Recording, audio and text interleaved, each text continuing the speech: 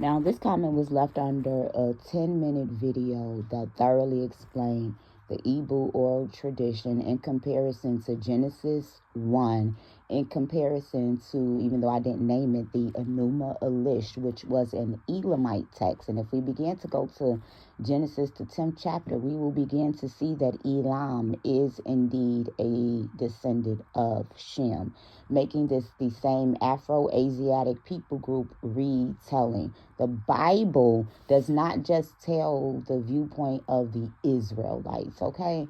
It's essential to know that the nation of Ephraim was already created before Jacob was ever in existence, that the Hebrews have been here since the very beginning of time.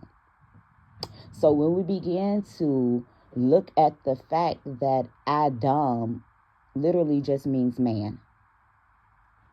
So when people begin to state that, how can the Igbos be made before Adam? That goes against the Hebrew text itself. No, it doesn't. You're not reading the Hebrew text correctly.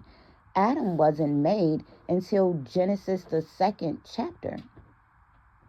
Genesis 1 and Genesis 2 are not the same creation stories. This is just very simple scholarship. When I was still an ordained elder in my mom's and dad's church, and I was teaching a Bible class series, my pastor, my father, allowed me to teach on the world before the world in the Bible without going into any extra biblical text. When we begin to look at the book of Genesis, the 1st chapter, the order of which things are created and how they are created are not the same way as in Genesis 2. When we see Genesis 1 and 26, when it begins to say, let us make man, guess what that word is? Adam.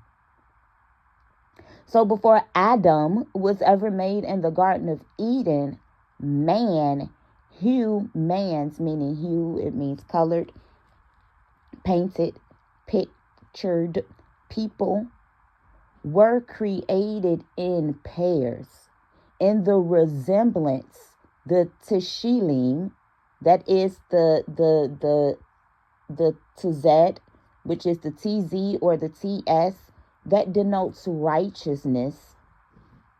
And then you have the L, which looks like a shepherd's croak. It literally means to learn or to teach. And then you have the M, which represents waters, languages, nations, also the Messiah. So when Adam was made in the image, this word image means a resemblance, an illusion, a representation, or an idol. So when the ancient Igbos begin to say that they are the direct descendants and replications of the gods made before Adam, who was made out of the dust of the ground and had life breathed into him and was kept in an enclosure, these people were free. Adam was created to till the ground. I believe that's Genesis 2 and 16. That word till is abad, A-B-A-D. That word means servant. It means husband, man. It means slave. When we begin to look at Genesis 1 and 26, and it says, and we go down and it says, to be fruitful and multiply. That word fruitful right there is para, P-A-R-A. Guess what that is the root of? Ephraim. Ephraim means to be fruitful. Epher is the suffix of Ephraim, which means dusty. This is the same word as Ipiru, A-P-I-R-U. This is what the Hebrews were called. And they were called Habiru, H-A-B-I-R-U. When we begin to look at the Ephraim, it's essential to know that the M and the N are linguistically related. So Ephraim becomes Ephran. The FRN, and even, nope, scratch that, FRM, not even scratch it, but you put it in there. FRM literally is from, right? But guess what it also is? Free. Fran means free. And when you look at free man, it has the root of FRMN. Ephraim was a free man. And Ephraim is just literally, these names have meaning. When you begin to look at Eber, his name would be Epher as well, because the B and the PH are linguistically related, interchangeable.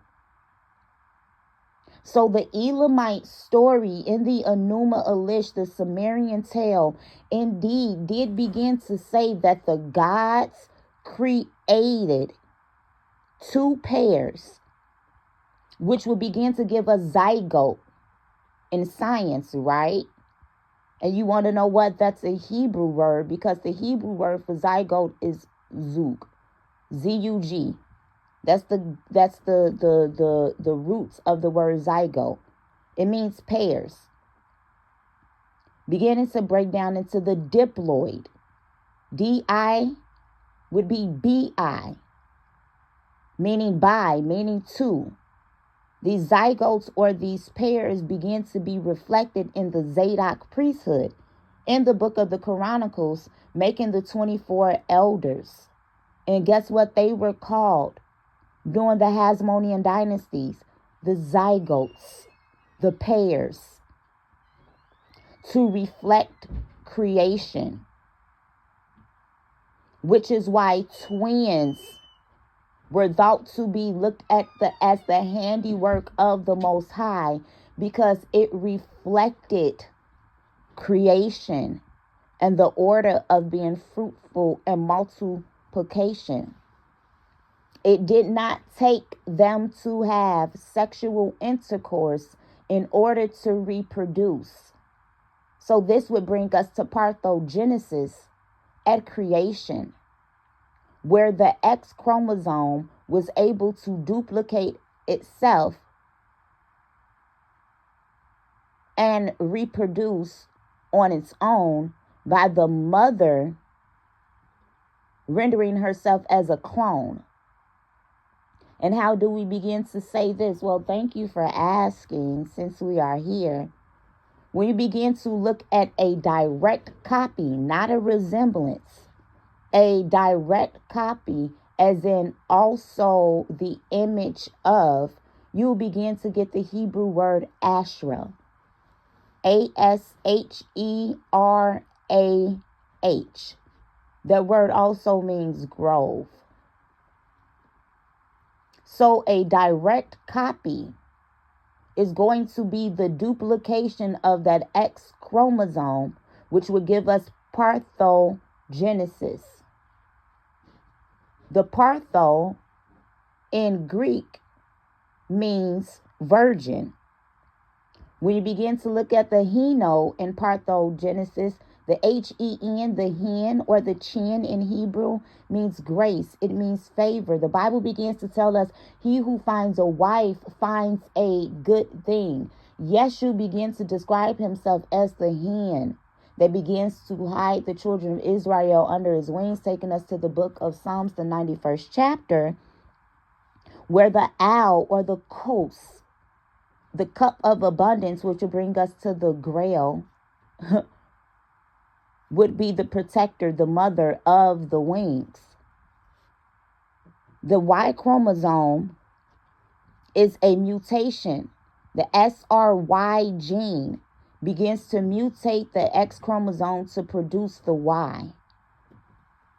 So Adam, as a slave, was a chromosomal glitch, mutation, in order to save the earth, to continue to be able to be fruitful and to multiply, due to the evolutionary system that began to take place between Genesis 1 and Genesis 2, which we begin to call the frozen earth, found in the book of Job 38:41, the book of Psalms 104.